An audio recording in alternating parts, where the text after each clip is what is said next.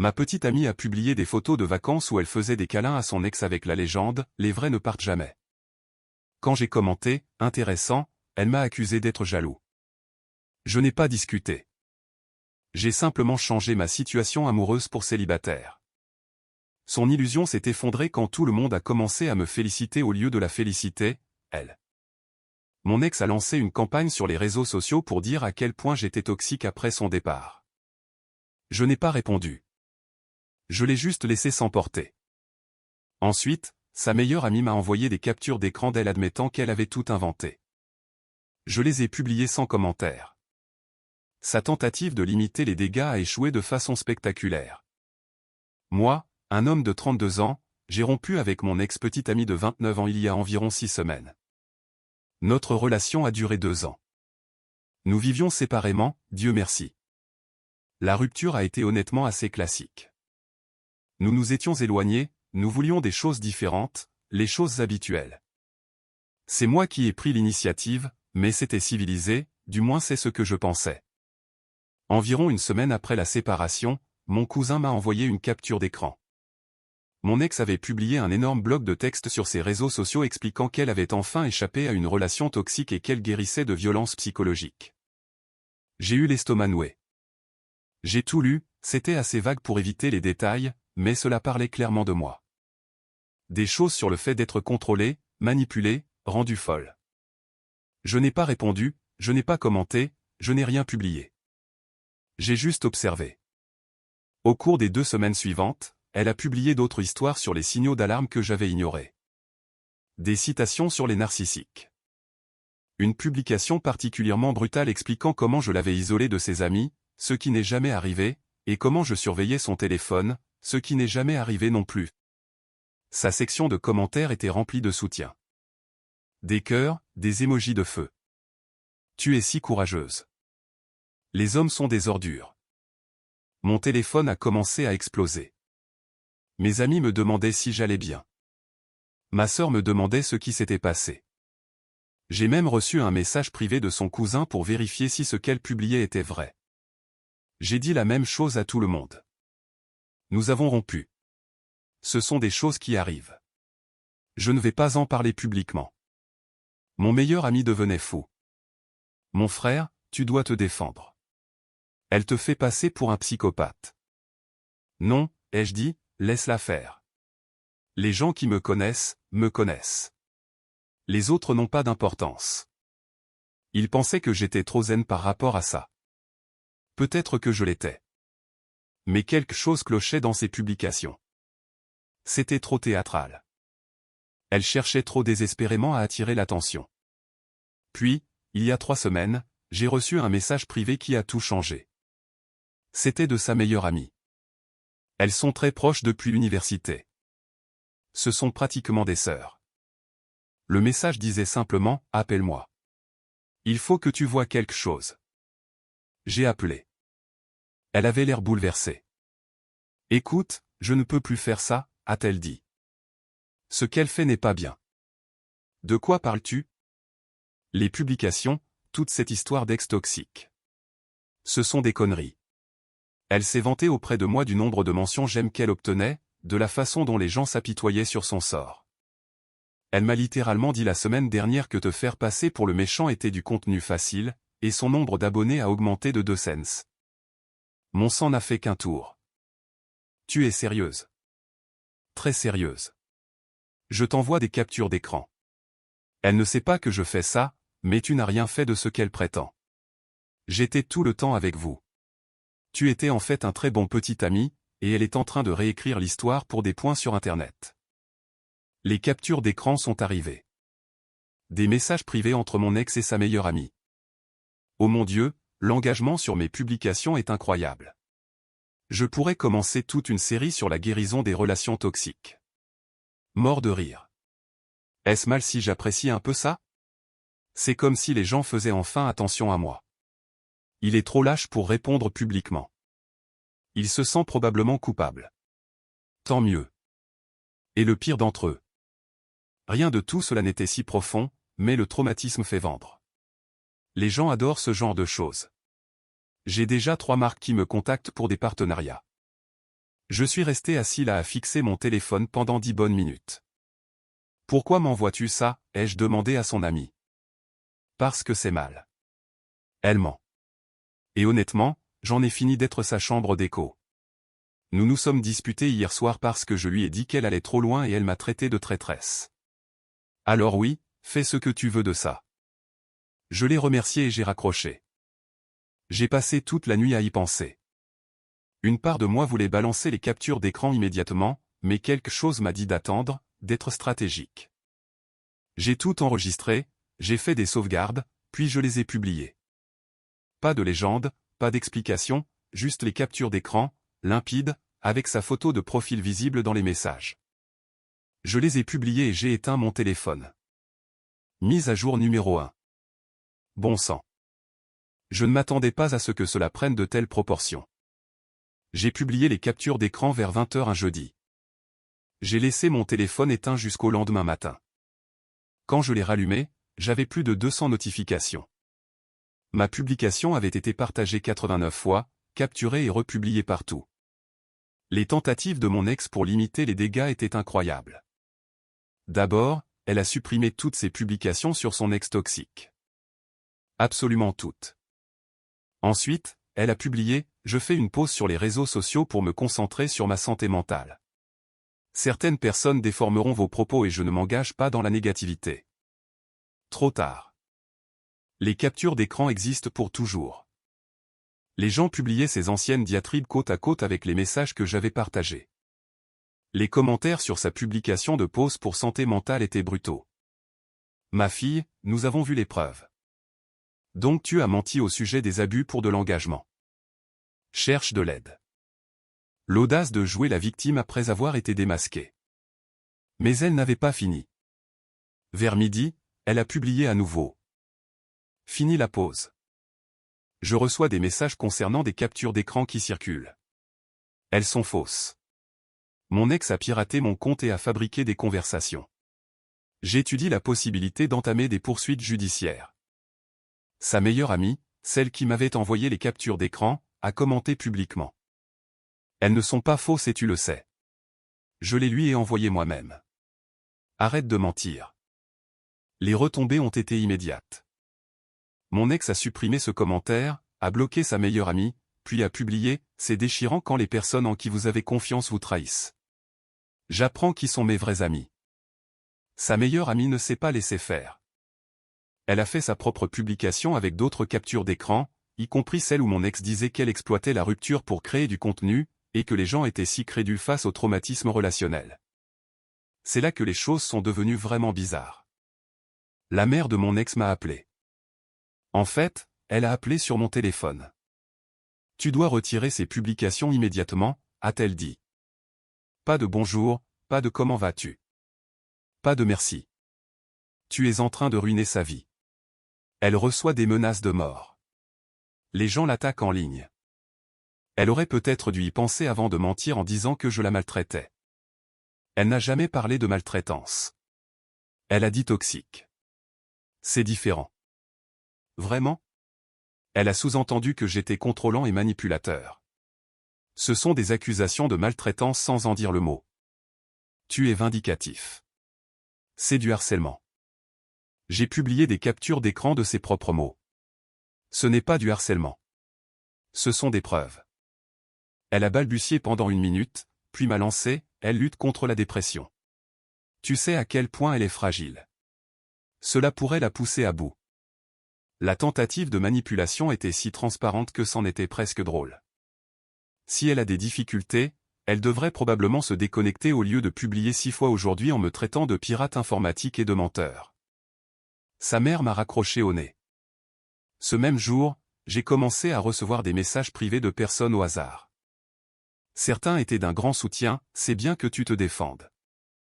Certains étaient bizarres, puis-je t'interviewer pour mon podcast sur les femmes toxiques? Et d'autres étaient carrément hostiles. Une fille m'a envoyé un essai entier expliquant que même si elle avait menti, publier des conversations privées est une violation de confiance et te rend tout aussi mauvais. Je n'ai répondu à aucun d'entre eux. Mais mon ex n'en avait pas fini avec sa tournée de retour. Elle est allée sur le podcast de son autre meilleur ami, parce que bien sûr elle a une amie qui a un podcast, et a raconté sa version. Je n'ai pas écouté, mais mon cousin l'a fait et m'a envoyé les moments forts. Les captures d'écran étaient sorties de leur contexte. Elle se défoulait en privé et ne le pensait pas. J'étais violent de manière qui ne laisse pas de preuves. Son ex-meilleure amie était jalouse et voulait attirer l'attention.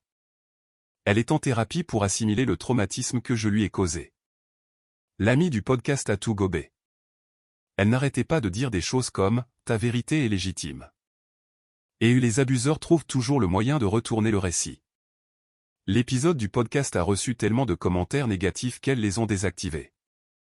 Pendant ce temps, ma vie allait bien. C'était bizarre, mais ça allait.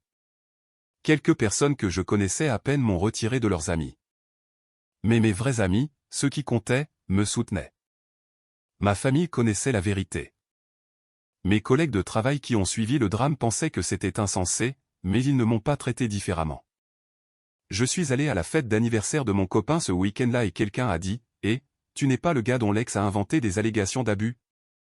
Mon ami est intervenu. Ouais. Et il a géré ça parfaitement. Il n'a pas dit un mot. Il a juste publié les preuves. Implacable. Je respecte ça. C'était surréaliste d'être discuté avec autant de désinvolture comme une célébrité mineure d'Internet, mais peu importe. Puis est arrivé lundi. Mon ex a publié une histoire Instagram de 10 diapositives. Chaque diapositive était une défense différente. Diapositive 1, abordons le problème évident. Diapositive 2, ces captures d'écran que tout le monde partage. Diapositive 3, je me confiais à une amie pendant une période riche en émotions. Diapositive 4, mes mots ont été sortis de leur contexte. Diapositive 5, le traumatisme vous fait dire des choses que vous ne pensez pas. Diapositive 6, mon ex a violé ma vie privée en partageant des messages privés. Diapositive 7, mais je lui pardonne car les personnes blessées blessent les autres. Diapositive 8, je choisis d'aller de l'avant avec grâce. Diapositive 9, à tous ceux qui m'ont soutenu, merci. Diapositive 10, je n'en discuterai pas davantage. Les commentaires étaient partagés. Ses partisans restants disaient « Nous te croyons, reine », mais la plupart des gens disaient que c'était des conneries. Quelqu'un a commenté « Donc, tu admets avoir dit ces choses, mais tu prétends que le contexte les rend acceptables. Fais en sorte que ce soit logique. » Elle n'a pas répondu. Mise à jour numéro 2. Les choses ont dégénéré d'une manière que je n'avais vraiment pas vu venir. Donc, après les 10 diapositives de non-excuses de mon ex, j'ai pensé que le drame allait s'estomper. Faux. Elle a adopté la politique de la terre brûlée. D'abord, elle a ouvert un faux compte. Je sais que c'était elle parce qu'elle utilisait le même style de profil et les mêmes expressions. Ce compte a commencé à publier des ragots anonymes sur moi. Des choses comme « Un gars que je connais a trompé sa petite amie plusieurs fois, mais a joué les victimes quand elle l'a démasqué. Les hommes vous manipuleront pour vous faire croire que vous êtes folle, puis joueront les innocents en ligne. Méfiez-vous des gars qui publient des captures d'écran. » Technique de manipulation classique. Ce n'était pas subtil du tout, mais ses abonnés ont adoré, partageant cela comme s'il s'agissait d'une nouvelle de dernière minute. Puis elle est devenue créative. Elle a réussi à obtenir mon nom d'utilisateur Venmo. Nous avions déjà partagé des factures par le passé et elle m'a envoyé une demande de 300 € avec une note. Dommages émotionnels suite à ta campagne de harcèlement. Je l'ai refusé. Elle l'a envoyé encore et encore, 5 fois, chacune avec une petite note différente. Frais de thérapie suite à tes abus. Compensation pour diffamation. Où je dépose une plainte à la police. C'est ta dernière chance. Poursuite judiciaire à venir. J'ai pris des captures d'écran de tout cela et je les ai publiées avec une légende. Quand les mensonges ne fonctionnent pas, on essaie l'extorsion, je suppose. Sa réponse, elle a affirmé que je la maltraitais financièrement en refusant de payer. Elle a publié tout un fil de discussion expliquant que refuser d'indemniser les victimes est une démonstration de force utilisée par les agresseurs. La gymnastique mentale était de niveau olympique. Mais voici où les choses sont devenues vraiment compliquées. Elle a convaincu sa petite sœur de l'aider dans ce que je ne peux décrire que comme une campagne de harcèlement. Sa sœur a commencé à se présenter aux endroits où j'allais. Le café que je fréquente. Elle est là, prenant des photos de moi ayant l'air indifférent pendant que sa sœur souffre. Le supermarché, même chose. Elle s'est même présentée chez mon ami pendant une soirée jeu et a essayé de me faire entendre raison à travers la porte. Mon ami lui a dit de partir ou il appellerait la police. Elle a publié un message disant qu'elle avait été menacée par mes amis complices. Je commençais à être vraiment effrayé, mais aussi fasciné, comme si je regardais un accident de voiture au ralenti. Puis est venu l'angle du lieu de travail, mais pas de la manière habituelle. Elle n'a pas contacté mon travail. Au lieu de cela, elle a découvert où travaille ma sœur. Elles sont connectées par une connaissance commune et elle a commencé à la harceler. Elle lui a envoyé des messages expliquant que je suis dangereux, qu'elle devrait faire attention et que les membres de la famille des agresseurs doivent les tenir pour responsables. Ma sœur l'a bloqué immédiatement et l'a dit à nos parents. Mon père, qui est d'habitude super détendu, lui a laissé un message vocal qui l'a apparemment fait pleurer. Je ne sais pas ce qu'il a dit, mais connaissant mon père, c'était probablement quelque chose de terriblement calme et logique. Sa mère a rappelé. Tactique différente cette fois. Nous devons régler cela comme des adultes, a-t-elle dit. En face à face. Toi et ma fille. C'est un non catégorique. Elle est prête à s'excuser si tu supprimes les captures d'écran et que tu admets ton rôle dans le fait que la rupture a été chaotique. Mon rôle. J'ai rompu avec elle de manière respectueuse et elle a lancé une campagne de dénigrement. Elle est embarrassée. Tu l'as humiliée en ligne. Elle s'est humiliée toute seule. J'ai juste fourni des preuves. Que veux-tu d'elle? De l'argent, des excuses publiques. Dis-moi juste ce qu'il faut faire. Le désespoir était fou. Comme si elle pensait sincèrement que c'était une négociation. Je ne veux rien. Dis-lui d'arrêter d'envoyer sa sœur me harceler. Qu'elle arrête le harcèlement sur Venmo et qu'elle passe à autre chose dans sa vie. Elle ne peut pas passer à autre chose quand tu continues à publier sur elle. Je n'ai pas publié sur elle depuis 2 semaines. Tout ce qui s'est passé depuis, c'est elle qui continue le drame. Silence. Bien. Tu apprécies ça. Tu es une personne malade. Elle a raccroché. Ce week-end-là, mon ex a essayé une approche différente. Elle a publié une mise à jour sur son parcours de guérison avec une photo d'elle en train de pleurer. De toute évidence en mode selfie, maquillage complet, bon éclairage. Légende, parfois, les amis et la famille de vos agresseurs ne vous croiront jamais. Ce n'est pas grave. Je connais ma vérité. J'apprends à trouver la paix en sachant que j'ai survécu. À tous ceux qui vivent une situation similaire, vous n'êtes pas seul. Votre traumatisme est valide, même sans preuve. Les commentaires étaient une zone de guerre. La moitié était d'un grand soutien. L'autre moitié la dénonçait pour continuer à jouer la victime après avoir été démasquée. Mais la partie la plus folle, elle a créé un groupe de soutien pour les survivants de traumatismes relationnels qui ont été calomniés par leurs agresseurs. J'aimerais que ce soit une blague. Elle a littéralement créé un groupe de discussion entier et recruté des personnes qui avaient vécu des situations similaires, se positionnant comme une sorte de défenseur. Une des membres du groupe m'a contacté, quelqu'un qui avait réellement été maltraité et qui cherchait véritablement du soutien. Elle a dit, j'ai rejoint le groupe en pensant que c'était un véritable espace de soutien, mais elle ne parle que de toi tout le temps et de l'injustice du fait que les gens croient des captures d'écran plutôt que son histoire. Ce n'est pas de la guérison, c'est de l'obsession. Cette membre a quitté le groupe et a publié sa propre mise en garde. Message d'intérêt public, tous ceux qui prétendent être des survivants ne sont pas honnêtes. Certaines personnes s'approprient de vrais traumatismes pour attirer l'attention. Faites vos recherches avant de soutenir le récit de quelqu'un. La réponse de mon ex, elle l'a accusé d'être de mèche avec les agresseurs et l'a bloqué. Puis est venue la menace d'un avocat. J'ai reçu un courriel d'une adresse prétendant être un cabinet d'avocats. Un modèle générique. De toute évidence un faux. Il menaçait de poursuites judiciaires pour diffamation. Détresse émotionnelle. Invasion de la vie privée. Cyberharcèlement. Il exigeait que je retire toutes les publications et que je paie 5 000 € de dommages et intérêts sous peine de procès. J'ai cherché le cabinet d'avocats sur Google. Il n'existait pas. Le format du courriel était incorrect. C'était tellement manifestement faux que je me suis presque senti mal pour elle. J'ai répondu, génial. Demandez à votre avocat de me contacter directement avec un en-tête légitime et des informations sur le dépôt au tribunal. En attendant, arrêtez. Je n'ai jamais eu de réponse. Mais elle a publié un message disant qu'elle engageait des poursuites judiciaires contre son agresseur qui ne cessait de la harceler en ligne. Quand les gens lui demandaient des nouvelles du procès, elle disait simplement « Mon avocat m'a conseillé de ne pas en discuter publiquement ». Bien sûr. Le meilleur dans tout ça, c'est que son engagement s'effondrait.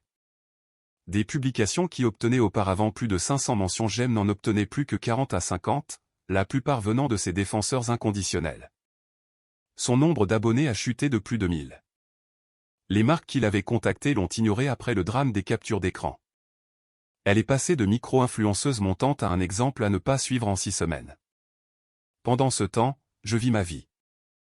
Je suis allé à un concert, j'ai commencé à fréquenter quelqu'un de nouveau, en gardant cela très privé, je me suis concentré sur mon travail. Le drame est devenu un bruit de fond.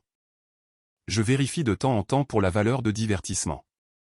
Mon ex a publié la semaine dernière qu'elle prenait une véritable pause sur les réseaux sociaux cette fois-ci, protégeant sa paix de l'énergie toxique. Elle a tenu 4 jours avant de publier un selfie avec la légende « Nouveau moi, nouvelle énergie ». Toujours moi, juste plus sage. Le déni est total. Mise à jour 3, la dernière. Cela fait environ 2 mois que tout ce gâchis a commencé. Il est temps de conclure parce qu'honnêtement, l'histoire est pratiquement terminée. La vraie pause de mon ex sur les réseaux sociaux a duré exactement 9 jours. Elle est revenue avec une nouvelle image, une nouvelle esthétique de profil, une nouvelle biographie, en guérison, en pleine croissance, épanouie, papillon, et une publication sur la fermeture d'anciens chapitres. Aucune mention de moi, aucune mention du drame, juste de bonnes ondes et des citations sur l'amour de soi. J'ai pensé qu'elle était peut-être enfin passée à autre chose. Non. Elle l'a juste fait de manière dissimulée. Elle a commencé à faire des sous-entendus constamment. Des publications comme « C'est fou comme les gens croient aux mensonges juste parce qu'ils sont publiés publiquement. Votre vérité n'a pas besoin de l'approbation de personnes qui n'étaient pas là. » Parfois, le méchant dans l'histoire de quelqu'un d'autre est en fait le héros de la sienne. Tout le monde savait de quoi elle parlait. Les commentaires étaient soit des gens lui demandant de passer à autre chose, soit ses défenseurs disant « Nous savons, ma sœur. Nous savons. » Mais le développement vraiment intéressant, c'est que son groupe d'amis a implosé. Il s'avère qu'elle avait dit du mal de la plupart de ses amis dans ses mêmes messages privés. Son ex-meilleure amie, celle qui m'avait envoyé les captures d'écran, a publié un fil de discussion exposant comment mon ex parlait des gens dans leur dos tout en étant adorable en face. Elle était constamment en compétition avec d'autres femmes. Elle utilisait les gens pour son ascension sociale, laissait tomber les amis qui ne lui étaient plus utiles. Elle a inclus des preuves, des captures d'écran de mon ex qualifiant une amie d'ennuyeuse, une autre de désespérée par l'attention des hommes, et une autre d'essayer trop fort d'être accessible. Tout son cercle d'amis s'est retourné contre elle en moins d'une semaine. Soudain, toutes ces personnes partageaient leurs propres histoires sur sa fausseté. Des filles avec qui elle était amie depuis des années publiaient « J'aurais aimé voir les signaux d'alarme plus tôt. Et je suis heureuse que les ordures se soient sorties toutes seules. » Mon ex a essayé de limiter les dégâts à nouveau. Elle a publié un message énigmatique sur le fait que les gens montrent leur vraie couleur quand on traverse des moments difficiles. Quelqu'un a commenté « Ma fille, tu as montré tes vraies couleurs quand tu as menti sur ton ex pour des mentions j'aime sur Instagram. » Elle a supprimé toute la publication. Puis sa mère a explosé. Elle a fait une publication sur Facebook pour défendre sa fille contre les tyrans et les haineux et les personnes qui ne comprennent pas les traumatismes. Elle m'a identifié dedans. Ma mère l'a vue et a perdu son sang-froid. Elle a fait sa propre publication. C'est intéressant de voir comment certains parents encouragent les mensonges de leurs enfants au lieu de leur apprendre la responsabilité. Mon fils a été faussement accusé d'abus et quand il a fourni des preuves du contraire, il continue d'être harcelé. Vous devriez peut-être vous concentrer sur le fait d'élever une fille honnête au lieu d'attaquer les gens en ligne. Boum. Ma mère ne plaisante pas. Sa mère a supprimé la publication et a bloqué toute ma famille. L'histoire du lieu de travail a finalement rattrapé mon ex, elle aussi. Pas par moi. Je n'ai jamais contacté son travail, mais ses collègues ont suivi le drame. Quelqu'un de son bureau m'a contacté. Je ne suis pas sûr que j'aurais dû répondre, mais la curiosité l'a emporté.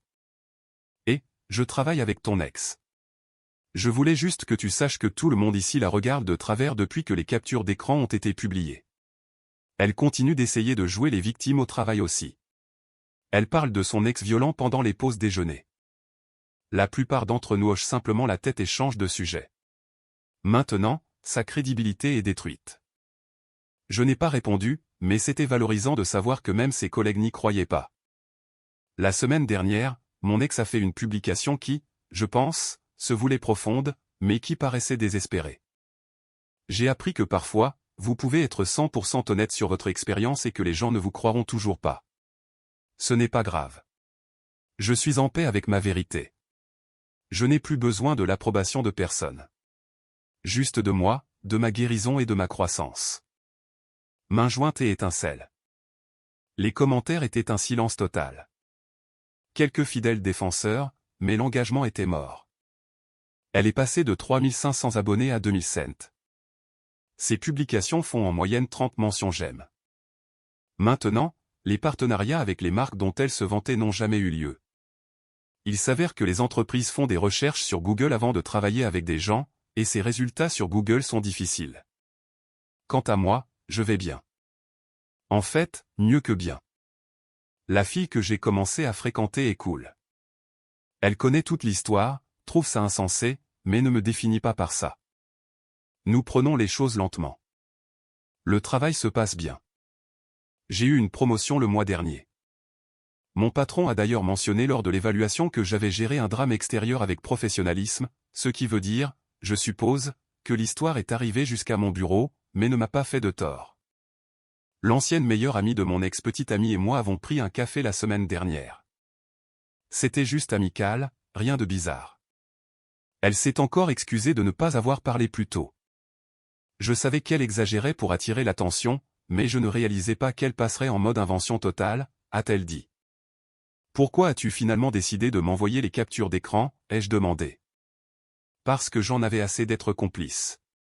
Et honnêtement, elle devenait trop à l'aise avec le mensonge. Ça n'allait qu'empirer. Nous avons parlé pendant un moment. Elle a dit que mon ex avait coupé les ponts avec presque tout le monde dans sa vie et qu'elle traînait maintenant surtout avec des gens qui ne la connaissaient pas avant tout cela.